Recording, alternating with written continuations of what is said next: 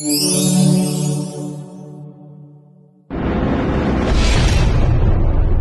de Dieu, Shalom.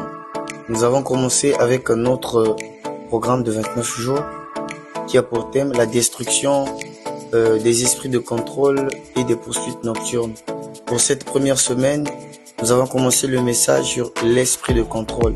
Un esprit de contrôle, c'est un esprit que le diable envoie auprès d'un homme ou d'une femme dans le but de le surveiller et de le détruire. L'esprit de contrôle vient pour avoir assez d'informations sur la vie d'une personne.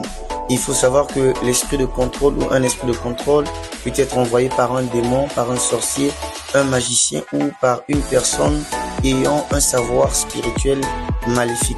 Étant qu'enfants de Dieu, nous devons faire extrêmement attention sur cela. Et un esprit de contrôle est envoyé auprès d'une personne lorsque le diable veut conquérir la vie de cette personne. Souvenez-vous, dans la Bible, Dieu veut que Israël puisse conquérir la terre de Canaan et il dit à Moïse, envoie des hommes pour aller explorer. Avant que le diable contrôle ta vie, il commence d'abord par te surveiller. Il commence d'abord par t'espionner. Et l'espionnage du diable peut se faire dans deux contextes. Premièrement, le diable va commencer à te surveiller par rapport à ton comportement, à ce que tu poses comme acte. Car quelqu'un a dit une fois que l'habitude, c'est une seconde nature.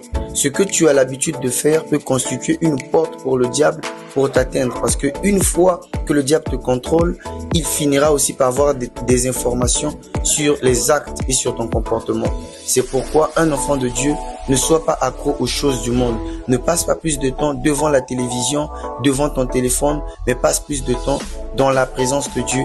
Prie et Dieu te fera grâce. Deuxièmement, à part le comportement, les esprits de contrôle ont des informations sur nous par rapport à nos expressions, par rapport à notre façon de réagir, par rapport à certains problèmes.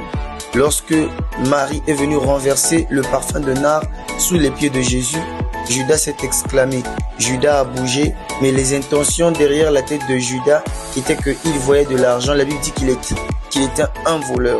Et toi également, quelquefois ta façon de réagir face à l'argent, face à une conversation sensuelle ou sensible peut pousser au diable de te manipuler et de te contrôler. Si tu as été béni par cette vidéo, je te prie de nous rejoindre ensemble.